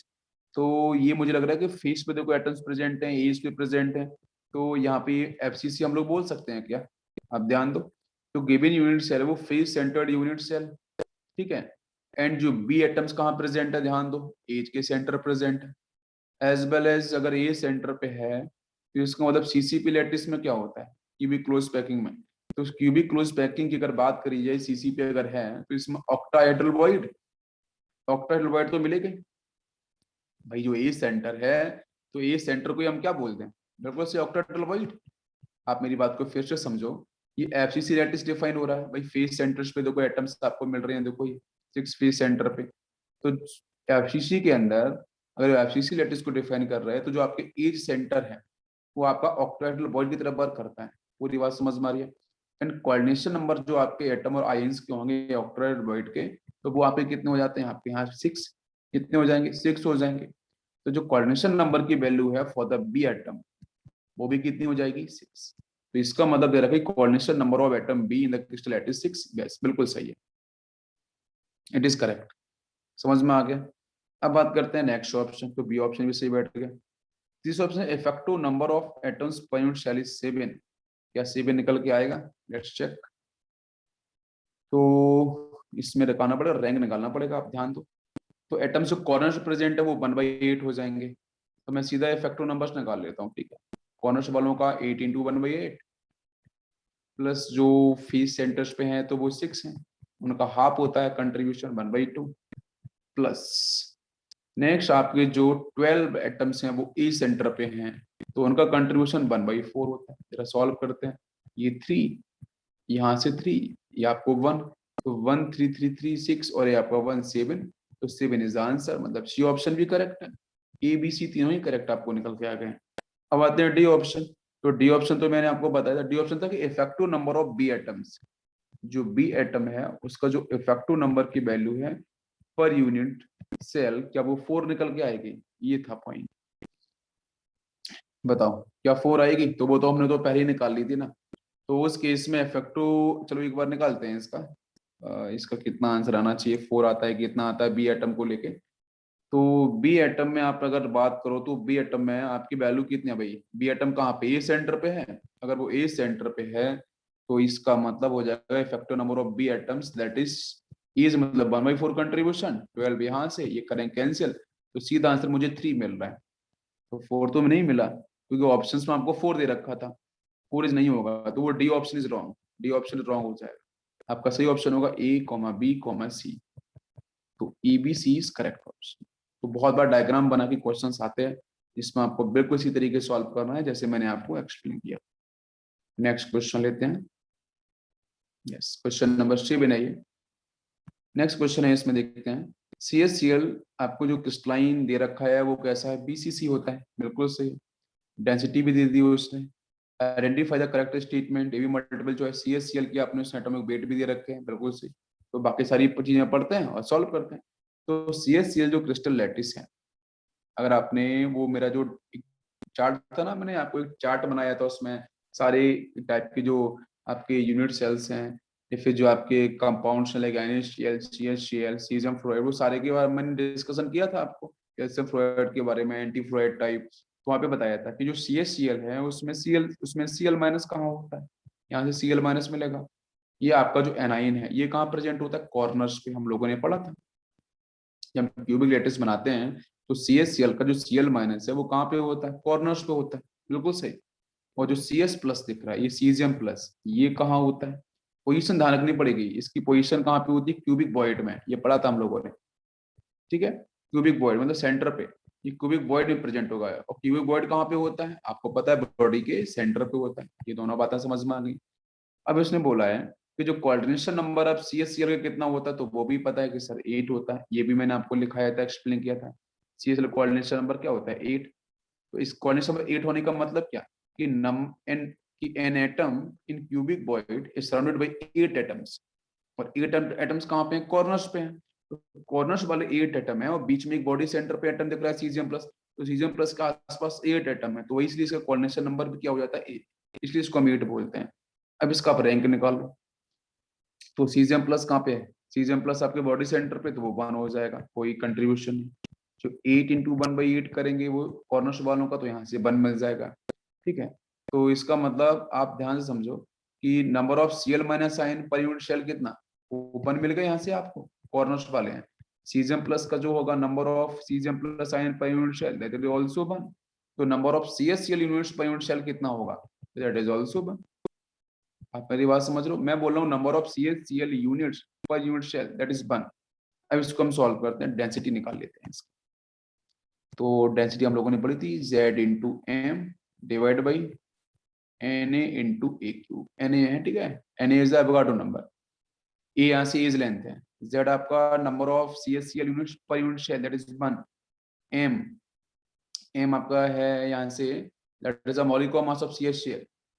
और Na एवोगाड्रो नंबर। तो डेंसिटी कितनी है क्वेश्चन में दे रखी है? 3.97। ये लो 3.97 इज इक्वल टू 1 रैंक है। ये आ जाएगा मॉलिक्यूलर वेट 168.36 डिवाइड बाई नीचे आपका a cube into Avogadro number 6.023 into 10 की पावर 23। बस इसको सॉल्व करेंगे, तो सॉल्व करने की कैलकुलेशन करेंगे तो आप कैलकुलेशन कर सकते हो। तो ए की वैल्यू आती है 4.13 इंटू 10 की पावर -8 सेंटीमीटर। ये ए की वैल्यू आप सॉल्व करना, यहाँ से ए क्यूब दे रखा है, ये निकल के आ जाएगा। अगर मैं इसको लिखूँ यहाँ पे एंगस्ट्रॉम में, तो हो जाएगा 4.13 एंगस्ट्रॉम डायरेक्ट। ये ए की वैल्यू आ गई। अब ए की वैल्यू आ गई तो बॉडी सेंटर्ड क्यूबिक लैटिस है, तो बॉडी सेंटर में आपको बॉडी डायगोनल्स वगैरह की बात कर लेते हैं। ए की वैल्यू जब आई गई तो बॉडी डायगोनल्स कितना होता है? बिकॉज सारी बातें यहाँ से करी गई हैं। आप मेरी बात समझ रहे हो? 4.13 आ गया आपका फर्स्ट में। अभी बोला कि रेडियस रेशियो, तो रेडियस रेशियो निकालते हैं अभी। क्या 0.73 आएगा? देखते हैं। तो बॉडी डायगोनल्स की बात करें तो वो कितना होता है इसमें? √3 इंटू ए होता है, ठीक है। तो ये ना बॉडी डायगोनल्स की बात करी गई है। तो √3 ए की वैल्यू कितनी आ रही है? अब ये आपको बॉडी डायगोनल्स की बात करें तो जरा एक बार कर लेते हैं यहाँ से बॉडी डायगोनल्स। तो ये हो जाएगा आपका बॉडी डायगोनल, मतलब तो देखो बीच में सीजियम प्लस होगा तो 2 कैटाइन वहां पे मिल जाएगा रेडियस में 2r प्लस, ऊपर नीचे एनाइन होगा तो प्लस आपको 2r माइनस मिल जाएगा, और इसकी वैल्यू इक्वल टू √3 है, ऐसे लिख सकते हैं। अब यहाँ से √3 इंटू 4.13 करना है, की वैल्यू यही थी, तो ये आपका निकल के आता है 7.15 एंगस्ट्रॉम, 7.15 एंगस्ट्रॉम आ गया। अब यहाँ से r प्लस और 2 कॉमन ले लो आप, यहाँ से 2 कॉमन, तो r plus r minus equal to 7.15 divide by 2 कर देते हैं, तो यहाँ से 3.57 आ जाएगा। ठीक है ना, पूरी बात समझ में आ गई। और यही क्या होगा, r plus r minus, this is called inter nuclear distance between cations and anions. तो इंटर न्यूक्लियर डिस्टेंस भी आपके यहाँ से क्लियर हो गई। इसका मतलब आपका ए ऑप्शन तो सही है, इसके साथ साथ आपका बी ऑप्शन भी सही है और सी ऑप्शन भी सही है। पूरी बात समझ में आ गई। अब यहाँ से एक पॉइंट और बात करते हैं। लास्ट में उसने बोला कि coordination number of cations in the crystal that is 6, इसी भी करते हैं डिस्कशन। ठीक है, इसका क्या आपका ये ऑप्शन सही होगा। तो देखो एक बात और है कि यहाँ पे आप Cl जो माइनस है ना, उसको आप एज्यूम करो कि वो टच कर रहे हैं एक दूसरे को, assuming 2Cl minus touching each other, इसका मतलब 2r minus equal to a, तो यहाँ से 2r minus equal to 4.13 angstrom, तो r की वैल्यू करेंगे तो 4.13, ये हो जाएगा कितना, 2 आ जाएगा, सॉरी दिस इज 2.06 समथिंग आ जाएगा, 2.06 एंगस्ट्रॉम। और वो आपका जो internuclear distance r plus r minus equal to वो कितना था, 3.57 निकाला था हम लोगों ने, और r माइनस की वैल्यू सामने से मिल गई आपको 2.16, इसको इधर लेके जाएंगे तो r प्लस की वैल्यू आ जाएगी कितनी, माइनस करेंगे 3.57 में से 2.06, ये आ जाएगा 1.51 एंगस्ट्रॉम। और अगर रेडियस रेशियो निकालना है तो वो देखो आपको r plus divide by r minus equal to, दोनों रेडियस पता है, तो 1.51 डिवाइड बाई 2.06, इसको सॉल्व करेंगे तो 0.73 निकल के आएगी। तो मतलब ए भी ठीक है, बी भी ठीक है, सी भी ठीक है, लेकिन जो डी की बात कर रहे हैं कोऑर्डिनेशन नंबर 6, ये आपका 6 नहीं आता है, तो आपका ये तो ऑप्शन हो जाएगा इनकरेक्ट। तो कोऑर्डिनेशन नंबर तो मैंने पहले ही बोला था, तो भाई कोऑर्डिनेशन नंबर की जो आपकी यहाँ पे वैल्यू है बीसीसी में तो 8 होती है, तो 6 तो होती नहीं है, इसलिए आपका option A B C is correct. Next question लेते हैं। नेक्स्ट क्वेश्चन देखो, ये क्वेश्चन बहुत ही आसान क्वेश्चन है, और जरा इसको ध्यान से समझते हैं। थ्योरी वाला बिल्कुल क्वेश्चन है ये, और इसमें बहुत बार बच्चे गलती आप बिल्कुल आसानी से कर देते हैं। In a face centred cubic unit cell, भाई एफसीसी के बारे में पता होना चाहिए, है ना। पहला ऑप्शन है ऑल एक्सिस ऑफ सिमेट्री। अब आपको यहाँ पे सिमेट्री के बारे में बात करेगी, तो सिमेट्री आपको आनी चाहिए, तो पहले एफसीसी ना बना लो। जब एफसीसी लैटिस बनाओगे तो वहां से काफी क्लियरेंस आपका आएगा। ये एफसीसी में एटम्स कहाँ पे होते हैं, सारे के सारे कॉर्नर्स को आप टच कर दो, भाई मैंने एक कॉर्नर्स को टच कर दिया, बाकी एटम्स कहाँ पे होंगे, फेस सेंटर्स पे होंगे, तो 6 सेंटर्स आपको मिलेंगे, 1 2 3 4 5 एंड 6 इधर। ठीक है, अब इस क्यूबिक यूनिट शेल में जो प्लेन की बात करते हैं इस एफसीसी के अंदर, तो cubic unit cell contains 2 types of plane of symmetry. इसमें एक आती है आपकी rectangular POS plane of symmetry. ठीक है, रेक्टेंगुलर प्लेन ऑफ सिमेट्री में क्या होता है, एक हम प्लेन ड्रॉ करते हैं, भाई प्लेन ऑफ सिमेट्री तो इमेजरी प्लेन ही आएगा, एक हम प्लेन ड्रॉ करते हैं, 2 अपोजिट फेस को टच करें, भाई रेक्टेंगल 2 अपोजिट फेस को आपका टच करने वाला होना चाहिए। तो जब ये हम बनाएंगे तो यहाँ से क्या होगा, 4 फेस सेंटर्स को वो टच करेगा 100%। अब देखो मैं बनाता हूँ, आप उसको ऐसे बना लो, ये एफसीसी बना दिया मैंने। अभी मैं आपको एक्सप्लेन कर रहा हूँ कि रेक्टेंगुलर प्लेन ऑफ सिमेट्री कैसे, ये पॉइंट ये पॉइंट ये इनको टच करो जरा, इस तरीके से बनाओ। तो ये जो आपको दिख रही है, अब ध्यान दो, इसमें क्या दिख रहा है, इसमें आपको दिख रहा है कि भाई 4 आपकी जो फेस सेंटर्ड है, फिर एक नीचे फेस, देखो कौन कौन फेस सेंटर्ड, एक नीचे आपको मिलेगा, एक इधर मिलेगा फेस सेंटर, एक यहाँ मिलेगा, एक यहाँ मिलेगा, तो 4 फेस सेंटर्ड यहाँ पे क्या होते हैं, टच किए जाते हैं। तो एक आपका हो गया है रेक्टेंगुलर प्लेन ऑफ सिमेट्री, जो आपको मैंने यहाँ एक्सप्लेन की। अब इसको हॉरिजॉन्टली बनाओ, वर्टिकली बनाओ, आपको 4 ही टच करते हुए दिखेंगे। सेकंड अगर मैं बात करता हूँ प्लेन ऑफ सिमेट्री में, तो आता है डायगोनल वाला, डायगोनल प्लेन ऑफ सिमेट्री। जो डायगोनल प्लेन ऑफ सिमेट्री है, वहां पे जब हम ड्रॉ करेंगे तो आपको कौन सा केस मिलेगा, आपको पता ही है कि डायगोनली आप बना दो। जब हम एक ऐसा प्लेन ड्रॉ करेंगे तो 2 अपोजिट एजेस को टच करेगा, 2 अपोजिट एजेस को, वो डायगोनली होगा। जब ये टच करेगा तो कितने टच, 4 एटम्स होंगे, वो कॉर्नर्स पे होंगे, कोई सेंटर पे नहीं, सिर्फ कॉर्नर्स वाले होंगे। जरा बनाता हूं मैं, आपको यहाँ समझ में आएगा। फर्स्ट समझ में आया ना, सेकंड वाला भी आसान है। डायगोनली, तो डायगोनली बेटा कोई भी डायगोनल पकड़ लो आप, ये 2 पॉइंट पकड़ लिए, यहाँ से ये 2 पॉइंट पकड़ लिए, बस इसको इससे मिलाओ, इसको इससे मिलाओ, ये आपको दिख रहा है ना बीच वाला, बस। तो 4 आपको यहाँ पे क्या है, वो टच कर रहा है, आपके कॉर्नर्स को टच कर रहा है, ये 2 ही आपको ध्यान देना है। अब जरा पढ़ते हैं स्टेटमेंट ऊपर से, कौन कौन सा स्टेटमेंट आपका करेक्ट होगा। तो फर्स्ट स्टेटमेंट में क्या बोल रहा है कि all axis symmetry passes through 2 atoms, ठीक है, 2 atoms in a unit cell. No, 2 atoms से नहीं बेटा, 4 एटम्स यहाँ भी मिल रहे हैं टच करते हुए, 4 एटम्स यहाँ भी मिल रहे हैं। और ये रेक्टेंगुलर बारे में 4 एटम्स आपको क्या मिलता है, फेस सेंटर के। और ये कहाँ से मिलते हैं, कॉर्नर्स वाले, तो 2 तो हो ही नहीं सकता। तो बोला any plane of symmetry touches 8 atoms in a unit cell. 8 नहीं, ये भी गलत होगा, यहाँ भी 4 के बारे में बात करी जा रही है। तो बोला कि all atoms on 4 fold axis symmetry contributes 1/2 of unit cell. मैं 4 फोल्ड सिमेट्री की पहले बात करता हूँ। तो देखो, जो जो आपकी क्यूबिक यूनिट शेल है, क्यूबिक यूनिट शेल है, उसमें 3 टाइप की एक्सिस सिमेट्री होती है, axis of symmetry, EOS। 3 type की एक्सिस सिमेट्री होती है। फिर प्लेनो सिमेट्री तो हमने समझ लिया, अब बात करते हैं एक्सिस सिमेट्री के ऊपर। तो 3 टाइप की कौन कौन सी होती है, पहली होती है आपकी 4 fold axis of symmetry. 4 fold में क्या होता है, इमेजिनरी एक्सिस होता है, वो पासिस होता है तो 2 अपोजिट फेसेस से, 2 अपोजिट फेसेस से, ठीक है। और 2 अपोजिट फेसेस से, ये जो फेस की बात कर रहे हैं, तो यहाँ पे फेसेस में क्या होगा, फेस सेंटर। तो 2 अपोजिट फेस सेंटर से पास होगा, तो उसको अपन बोलते हैं 4 फोल्ड सिमेट्री। इसके बाद आता है सेकेंड आपका क्लासिफिकेशन, तो इसको बोलते हैं 3 फोल्ड सिमेट्री। 3 फोल्ड सिमेट्री में क्या होता है, एक इमेजिनरी एक्सिस पास होता है कहां से, 2 अपोजिट, 2 अपोजिट कॉर्नर से, 2 अपोजिट कॉर्नर से वो पास होगा, तो उसको अपन बोलते हैं 3 फोल्ड सिमेट्री। बिल्कुल बात समझ में आ रही है। मैं बोल रहा हूँ 2 अपोजिट फेस सेंटर से पास होगा तो 4 फोल्ड सिमेट्री, ये फेस सेंटर से। और 2 अगर आपके अपोजिट कॉर्नर से पास होता है, उसको बोलते हैं 3 फोल्ड सिमेट्री। ये होता है 2 फोल्ड सिमेट्री, तीसरा क्लासिफिकेशन, जिसको बोलते हैं अपन 2 फोल्ड सिमेट्री। 2 फोल्ड सिमेट्री में क्या होता है, यहाँ भी एक इमेजिनरी एक्सिस होता है, वो पासेस कहाँ से होता है, 2 अपोजिट एज सेंटर से, 2 अपोजिट एज सेंटर से, 2 अपोजिट एज सेंटर से पास होता है, तो उसको अपन बोलते हैं 2 फोल्ड सिमेट्री। सारी सिमेट्री समझ में आ रही है, बिल्कुल। और ये 2 फोल्ड सिमेट्री कभी भी टच नहीं करता है फेस सेंटर्ड यूनिट सेल में। ये पूरी बात, मैं जरा इसको ना बना के दिखाता हूँ डायग्राम, आप बोलोगे सर ड्रॉ नहीं किया आपने। मैं आपको एक बार ड्रॉ कर देता हूँ, इसके बारे में है क्या ये, ध्यान दो। मैं 4 फोल्ड पहले बना दूं, चलो।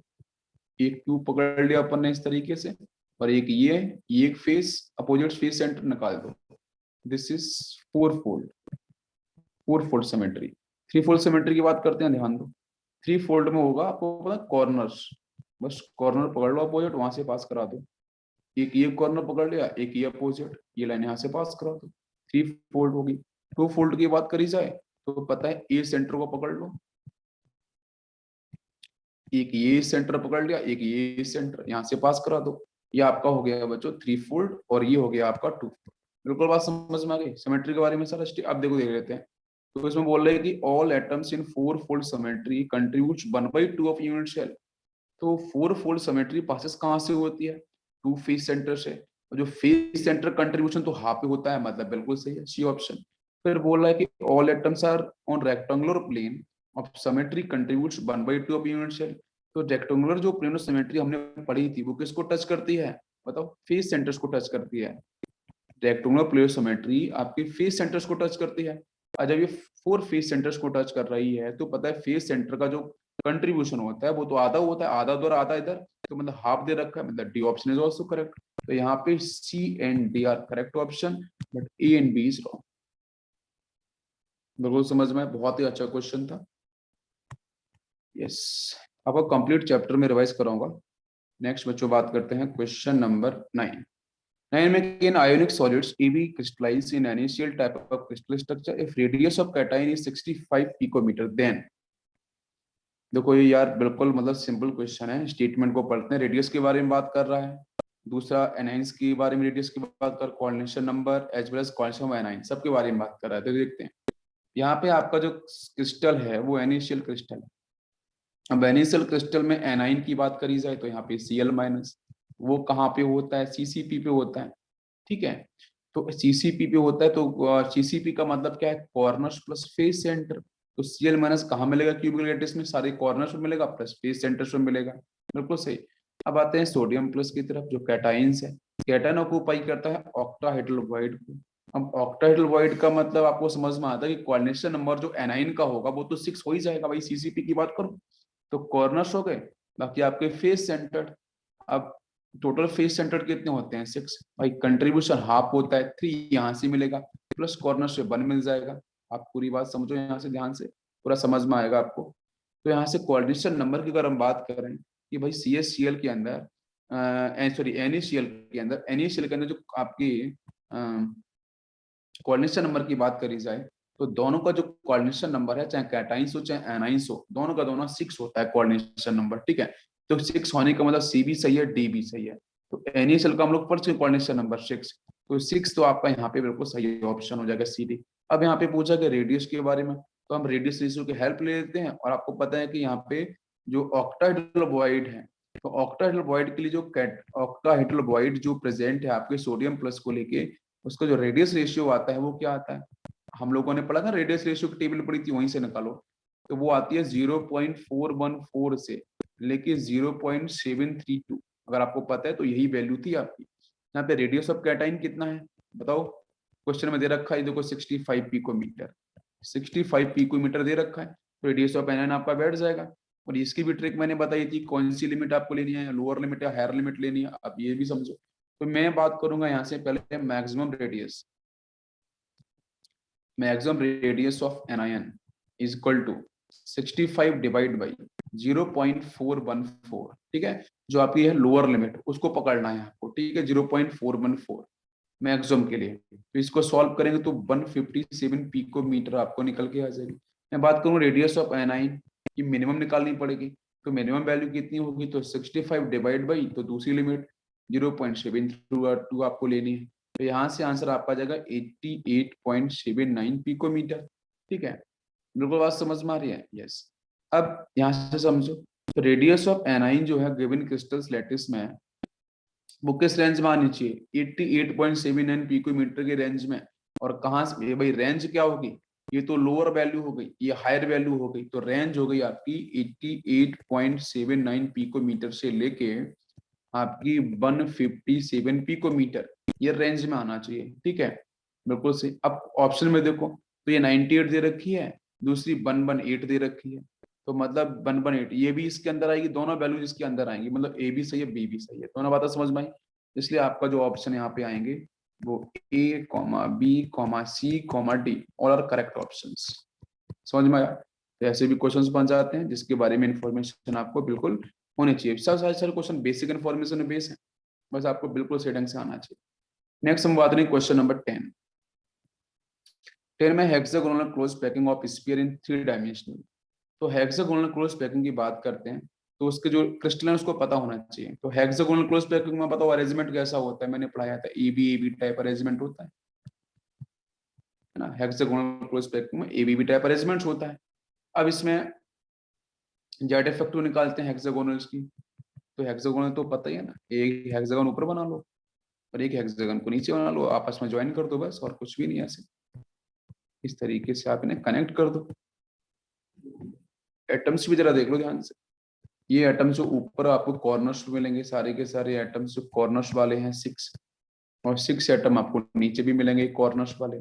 ये मान लो सारे के सारे एटम आपके हैं, ए एटम नंबरिंग कर दो आप, बीच में 3 एटम मिलते हैं, उनको ऐसे बना दो स्फीयर में, ठीक है। यहाँ पे 3 एटम, एक एटम नीचे मिलेगा, एक एटम यहाँ पे मिलेगा, ऊपर वाला जो प्लेन है उसके बीच में, ठीक है। हाँ, तो यहाँ से आप जब जेड इफेक्टिव तो पता ना कैसे निकालते हैं कि जो कॉर्नर्स वाले हैं ऊपर वाले का 1/6 × 6, ऊपर का 1 मिलेगा, ठीक है। नीचे वाले भाई, नीचे वालों की कॉर्नर्स की बात करी जाए तो एक सेंटर पे मिलता है, तो सेंटर का कंट्रीब्यूशन कितना होता है आपको पता है, हाफ होगा, बिकॉज बॉडी सेंटर आपको इस आपका वो प्लेन प्लेन एक जो फेस है उसका सेंटर हाफ हो जाएगा। बिल्कुल बात समझ में आ रही है, ठीक। उसके बाद टोटल एटम्स बी के जो अंदर दिख रहे हैं उनका तो कोई कंट्रीब्यूशन 3 × 1 तो 3 रहेगा, ठीक है। तो कितना हो गया आपका ये, तो इसका भी हाफ होगा, तो हाफ हाफ ये 1 1 1 कितना हो गया है 2, 2 3 कितना हो गया 5, ठीक है। और यहाँ देखो ये आपको ये नीचे वाली भी काउंट करने पड़ेंगे, यहाँ पे टोटल कितने हो जाएंगे आपके, ये तो 12 हो जाएंगे। तो 12, हाँ ये हो जाएगा 1/, यहाँ से 1/6 इंटू 12, तो ये आपका कितना है 2 आ जाएगा, इसे 2 ऐड करना पड़ेगा। 2 3 हाफ आप मिला के 1 4 और 2 आपके 6, इसलिए जेड इफेक्टिव की वैल्यू यहाँ पे क्या आती है, हेक्सागोनल स्पेक्ट्रम में आपकी 6 निकल के आती है, ठीक है। अब 6 निकल के आती है, तो फिर वो बोला कि एससीपी के अंदर यूनिट सेल में कितने आपके टेट्राहेड्रल ओवॉइड्स होते हैं, तो ये ध्यान रखो 12 टीबी होते हैं। एससीपी में 12 आपको टीबी टेट्राहेड्रल ओवॉइड्स मिलेंगे। तो और यहाँ पे आपके एससीपी यूनिट सेल में 12 टेट्राहेड्रल ओवॉइड हो गए, तो 8 टेट्राहेड्रल ओवॉइड्स प्रेजेंट कंप्लीटली इनसाइड, ये भी स्टेटमेंट रखना। 8 टेट्राहेड्रल जो ओवॉइड्स आते हैं वो पूरी तरीके से इनसाइड, ये प्रॉपर्टी ध्यान रखना। 8 टेट्राहेड्रल ओवॉइड्स कहाँ होते हैं, इनसाइड द यूनिट सेल होते हैं आपके एससीपी के अंदर। और 4 टेट्राहेड्रल ओवॉइड्स क्या होते हैं, वो शेयर्ड होते हैं। बाकी जो 4 होंगे टोटल 12 होते हैं, 8 इनसाइड होते हैं। बस ये इसको ध्यान रखो, जो बता रहा हूँ एम मेमोराइज करो। 4 कहाँ पे होते हैं आपके, वो शेयर्ड होते हैं टेट्राहेड्रल ओवॉइड्स। तो SCP contain unit cell contain 6 octahedral void. Tetrahedral समझ में आ गया, अब आते हैं ऑक्टाहेड्रल। इसके जो ऑक्टाहेड्रल ओवॉइड होते हैं वो कितने होते हैं 6, और सारे के सारे कहाँ पे होते हैं इनसाइड, सभी के सभी कहाँ होते हैं इनसाइड।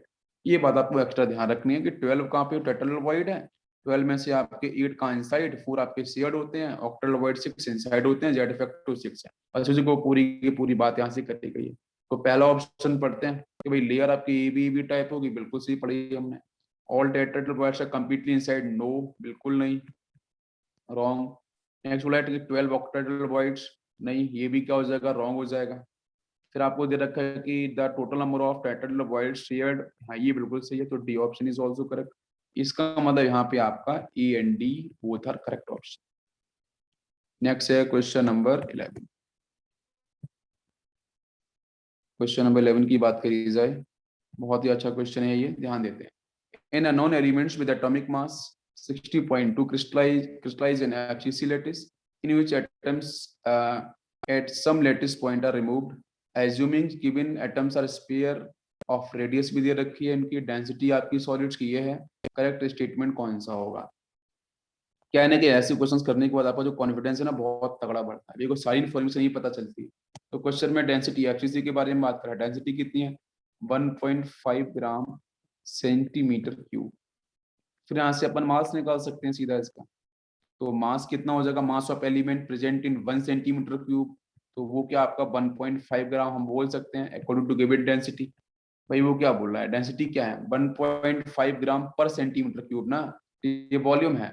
तो मतलब मैं बोलूंगी तो मास कितना, तो यहीं से डिफाइन हो जाएगा ना। तो mass of element present in 1 centimetre cube that is 1.5 ग्राम। तो नंबर ऑफ एटम्स निकाल लेते हैं, तो नंबर ऑफ एटम्स प्रेजेंट इन 1.5 ग्राम, तो कितने आ जाएंगे, तो 1.5 डिवाइड बाई, यहाँ से आपको डिवाइड करना है, उसका एटॉमिक मास 60 दिया है, ठीक है। 60.2 इंटू एवोगाड्रो नंबर 6.02 इंटू 10 की पावर 23। इसको अपन सॉल्व करेंगे तो यहाँ से वैल्यू ये सब कैंसिल कर देंगे, तो ये आ जाएगा 1.5 इंटू 10 की पावर 22। ये आ गया आपके नंबर ऑफ एटम्स प्रेजेंट इन 1.5 ग्राम। अब वॉल्यूम, तो वॉल्यूम आपको पता है कि भाई एटम कैसा स्फीयर शेप, स्फीयरिकल शेप का होता है, तो 4/3 पाई आर क्यूब होता है। तब टोटल वॉल्यूम निकाला जाए सारे एटम्स का, तो कितना आ जाएगा, तो वो 1.5 divide by 60.2 into Avogadro number की बात करें तो ये तो आपके नंबर ऑफ एटम्स आए थे 1.5 डिवाइड बाई ये, और यहाँ से आपका 6.02 इंटू 10 की पावर 23 इंटू आपका 4/3 पाई आर क्यूब।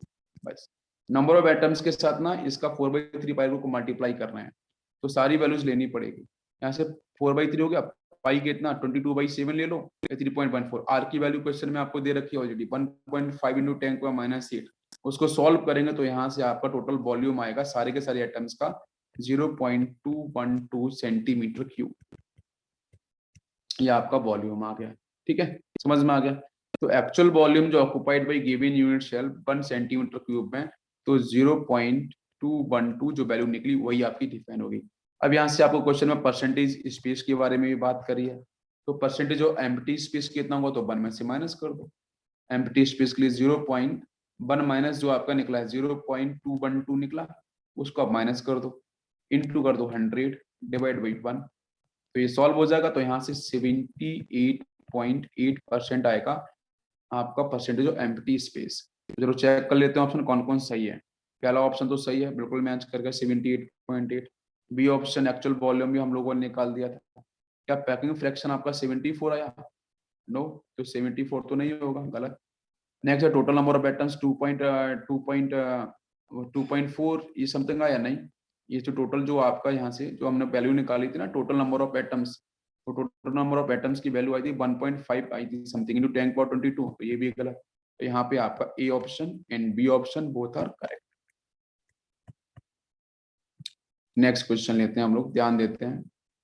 नेक्स्ट क्वेश्चन आपका यहाँ पे क्वेश्चन नंबर 12, बिल्कुल थ्योरेटिकल क्वेश्चन है। क्वेश्चन में क्या, कौन सा स्टेटमेंट करेक्ट है फॉर द फॉलोइंग।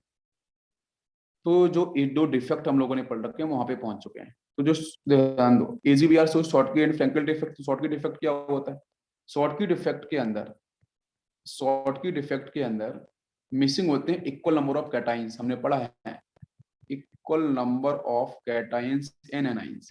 अगर इक्वल नंबर में कैटाइंस एनाइंस मिसिंग होते हैं उसको बोलते हैं Schottky defect from the lattice point, ठीक है। और ये जो इफेक्ट कहाँ पे, ये जो डिफेक्ट कहाँ देखने को मिलता है, ये मिलता है आपके जो हाईली आयोनिक कंपाउंड्स होते हैं, तो हाईली आयोनिक कंपाउंड्स के अंदर आपको देखने को मिलता है ये, ठीक है। यहाँ पर पढ़ लेते हैं। सेकेंड फ्रैंकल डिफेक्ट की बात करी जाए तो फ्रैंकल डिफेक्ट आपको कहाँ मिलता है?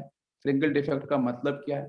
फ्रैंकल डिफेक्ट आपको मिलता है due to dislocation of anions, due to dislocation of anion from its original, from its original lattice point to interstitial. तो एनायन क्या होगा, अपनी ओरिजिनल पोजीशन से निकल के कहाँ चला जाएगा? इंटरस्टिशियल साइट्स में चला जाएगा, जो वेकेंट स्पेस है, वॉइड में चला जाएगा, ठीक है।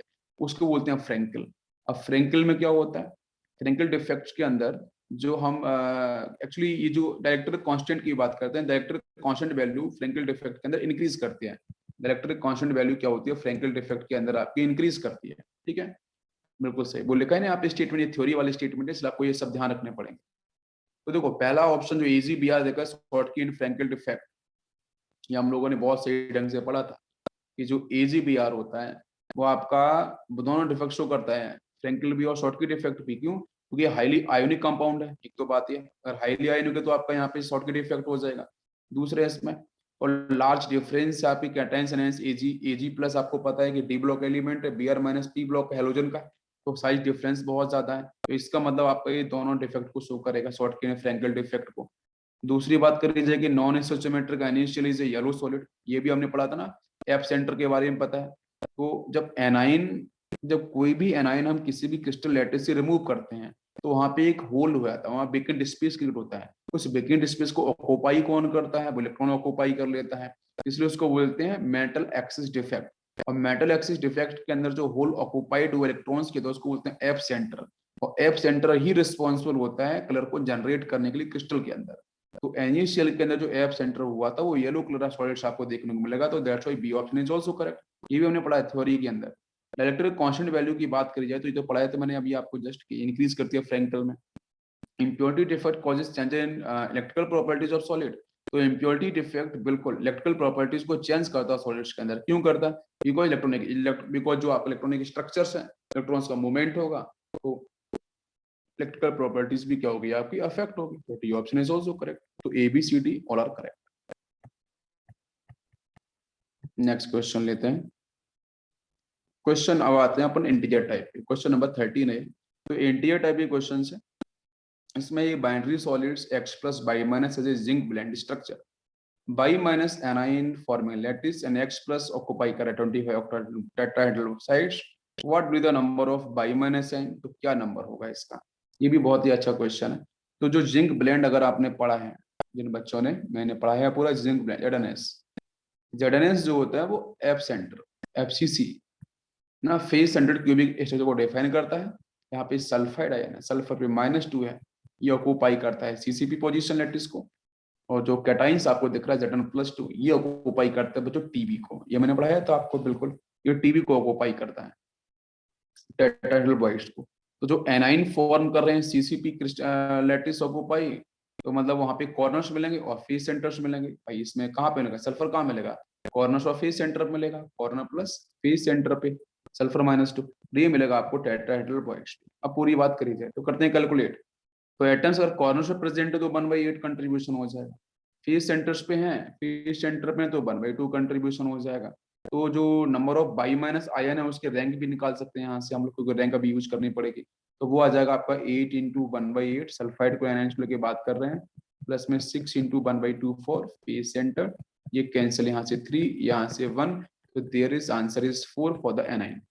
टेट्राहेड्रल वॉइड की बात करते हैं तो जो नंबर ऑफ एटम्स है उसको हमें ट्वाइस कर देते हैं, आपको पता ही है। तो number of tetrahedral void 2 into n होता है। तो यहाँ से number of anions in CCP latest में कितना है 4, तो यहाँ से टी भी आ जाएगा 4 into 2, that is the answer is 8।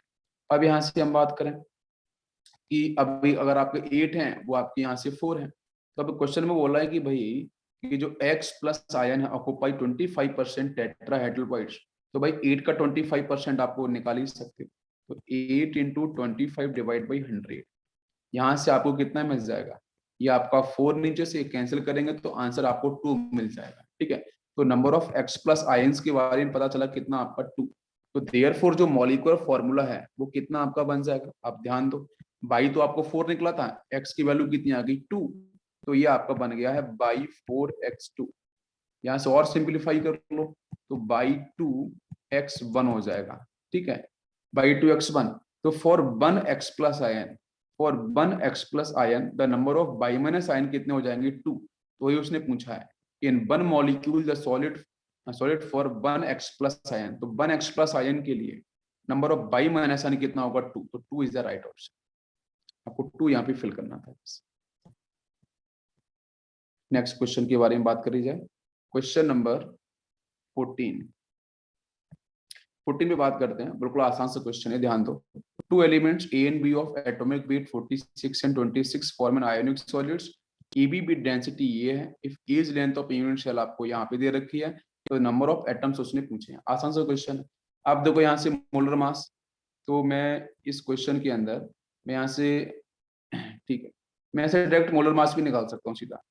तो बताओ जरा मोलर मास कितना होगा ए बी का, दोनों को ऐड कर दो, वो 26 दे रखा था, एक 46 दे रखा है, दोनों को उठा के ऐड कर दो, तो ये आपका आ जाएगा कितना 72 ग्राम पर मोल। ये वैल्यू आपकी मोलर मास की आगे कोई यूज करना पड़ेगा। वॉल्यूम अगर निकालेंगे तो वॉल्यूम के क्या होता है यूनिट सेल का, ए क्यू होता है। तो ए क्यू मतलब यहाँ से क्या है, क्वेश्चन में 5 एंगस्ट्रॉम उसने बोला है, तो 5 इंटू 10 की पावर -8 और आपका ये इसकी पावर 3, तो ये सेंटीमीटर हमने चेंज कर लिया। यह जगह 1.25 इंटू 10 की पावर -22 सेंटीमीटर क्यूब, ये वॉल्यूम डिफाइन हो गया। अब डेंसिटी की बात नहीं, भाई डेंसिटी क्वेश्चन में कितनी दे रखी है आप ध्यान दो, 4.0 ग्राम पर सेंटीमीटर क्यूब, ये डेंसिटी दे रखी है। तो आप डेंसिटी से फिर मास निकाल सकते हैं भाई। आप ध्यान दो यहाँ से, तो मास ऑफ यूनिट सेल कितना आ जाएगा, तो mass of unit cell value क्या हो जाएगी, वॉल्यूम इनटू डेंसिटी।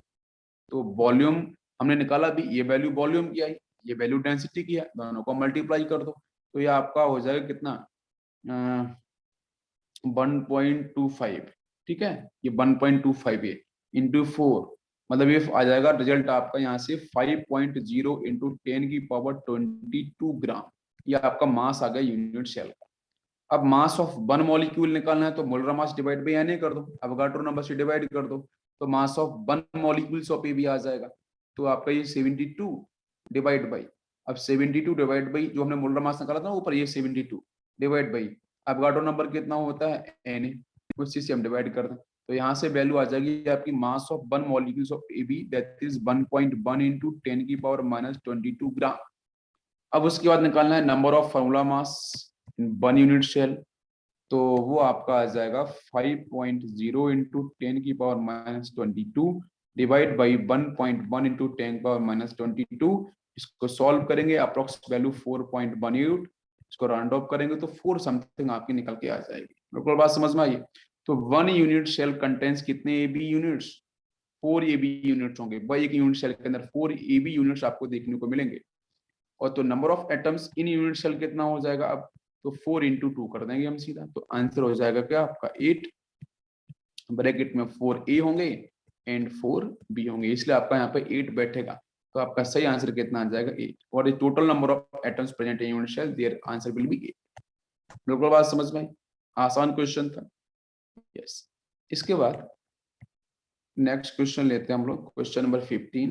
ये बहुत ही आसान सा क्वेश्चन है, इसने पैकिंग फ्रैक्शन को लेके बात किया है। और यहाँ पे बोला है कि packing fraction of elements BCC में ये वैल्यू है, तो वैल्यू ऑफ एक्स। तो बेटा बीसीसी में ना आपको पैकिंग फ्रैक्शंस की जो रिजल्ट है वो पता होना चाहिए। तो बीसीसी में जो टू एटम्स, हाँ बीसीसी के अंदर जो टू एटम्स आपके प्रेजेंट हैं, तो वो आपका a under root three is equal to क्या, 4r। ये तो रिलेशन हम पढ़ते ही है। तो पैकिंग फ्रैक्शन अगर निकला जाए आपका पीएफ, तो volume occupied divide by volume of cubic unit cell, जो एटम का ऊपर, नीचे आपका वॉल्यूम ऑफ क्यूबिक क्यूब। तो क्यूब का वॉल्यूम पर नीचे लेते हैं, ऊपर एटम का लेते हैं। तो बस इसी को आपको सॉल्व करना है। तो ये हो जाएगा 2 into a cube divide by, ये हो जाएगा 4/3 πr क्यूब। 1 सेकेंड, सिंपल सा क्वेश्चन है, इसमें फॉर्मूले आपको सिर्फ सॉल्व करने हैं। 2 इंटू 4/3 एटम का volume 4/3 πr cube divide by, नीचे आपका हो जाएगा ए क्यूब। इसको अपन अगर सॉल्व करें तो 2 इंटू 4/3 इंटू, एक साइड शिफ्ट कर लेते हैं, 4r3 r cube divide by 4r, यहाँ पे इसका पावर 3, और ये मल्टीप्लाई होगा आपका 3√3 के साथ। बस इसको सॉल्व करेंगे तो यहाँ से आएगा π√3 डिवाइड बाई 8। ठीक है, जिसको हम और सही ढंग से लगाएं तो π√3 डिवाइड बाई x से करते हैं कंपेरिजन इसको, तो यहाँ से x सीधा 8 मिल जाएगा। तो 8 इज द राइट आंसर। समझ में आ गया, बिल्कुल आसान सा क्वेश्चन था। नेक्स्ट क्वेश्चन उसने बोला कि ion is found to be paramagnetic where unpaired electrons होंगे due to presence of 3 unpaired electrons then magnetic movement. इससे आसान क्वेश्चन और क्या हो सकता है भाई, सीधा सॉल्व कर लो। Under root n bracket n+2, magnetic movement निकालते हैं, Bohr magneton is the unit. अब n यहाँ पे कितना है 3 ब्रैकेट 3+2 बोर मैग्नेटोन, तो ये आ जाएगा 5 इंटू 3 करेंगे तो 15, तो ये आ जाएगा 3.87 बोर मैग्नेटोन। इसका हम आंसर 4 यहाँ पे टिक कर सकते हैं। ठीक है, समथिंग 4 हम लोग यहाँ पे टिक कर सकते हैं। समझ में आ गया। रेंज पूछेगा तो रेंज देन मैग्नेटिक मूवमेंट, हाँ रेंज भी हम लिख सकते हैं इसमें। ठीक है, चलो तो ये भी क्वेश्चन बिल्कुल आसान था। नेक्स्ट हम बात करेंगे क्वेश्चन नंबर 17 की। ये लास्ट क्वेश्चन है। क्वेश्चन नंबर 17 में उसने बोला है कि आयनो रेडियस ये सब दे रखी है, कोऑर्डिनेशन नंबर आपको MgO के x बाई है, then value of x by, तो रेडियस रेशियो पता है, बस वहीं से निकालना है। तो फर्स्ट केस में cation to anion radius ratio for the magnesium oxide क्या होगा, तो ये आपका R+ divide by R-, value निकालो जरा, दे रखा है 0.65 डिवाइड बाई 1.40, क्या आएगा वैल्यू 0.464 समथिंग आएगा। और रेडियस रेशियो ये वैल्यू किसके बीच में पड़ रही है, रेडियस वो टेबल से आप निकालो, तो ये वैल्यू पड़ रही है किसके बीच में, 0.414 से लेके 0.732 के बीच में पड़ रही है। इसका मतलब यहाँ पे जो कैटाइंस ऑक्युपाई होगा वो कहाँ पे, ऑक्टाइडल वॉइड में। कैटाइंस जो प्रेजेंट हो जाएगा वो ऑक्टाइडल वॉइड में प्रेजेंट होगा, और इसका कोऑर्डिनेशन नंबर ऑटोमेटिक बैठेगा यहाँ पे 6। फिर बोल रहा है कि यहाँ से निकालो आप एनाइन। सेकेंड केस की बात कर लें, कैटाइंस फॉर मैग्नीशियम सल्फाइड क्या होगा, तो मैग्नीशियम सल्फाइड में आपका R+ divide by R- is equal to 0.65 divide by, नीचे आएगा 1.81, इसको सॉल्व करेंगे तो 0.35। और ये रेंज कहाँ से कहाँ आपकी लाई करेगी, 0.225 से आपकी लाई करेगी 0.414। और यहाँ पे आपका जो कैटाइंस प्रेजेंट होंगे वो कहाँ पे, टेट्राहेड्रल वॉइड में। इसके जो कैटाइंस प्रेजेंट होंगे वो टेट्राहेड्रल वॉइड में, और उसका कोऑर्डिनेशन नंबर कितना होता है 4। बस वही पूछा इसने, x की वैल्यू कितनी आ गई 6, यहाँ पे x की वैल्यू कितनी है 6, तो यहाँ पे x की वैल्यू कितनी 4, तो 6/4 कर देते हैं, तो 6/4 तो आंसर आ जाएगा 1.5। तो 1.5 इज द राइट आंसर। तो ऐसे भी क्वेश्चन आ सकते हैं। तो बच्चों यहाँ पे सॉलिड स्टेट आपका कंप्लीट रिवाइज हो चुका है, कंप्लीट आपकी प्रैक्टिस हो चुकी है। Thank you, thanks for watching. Next lecture जब भी मिलेगा तो उसमें बात करेंगे नेक्स्ट चैप्टर सॉल्यूशन के बारे में।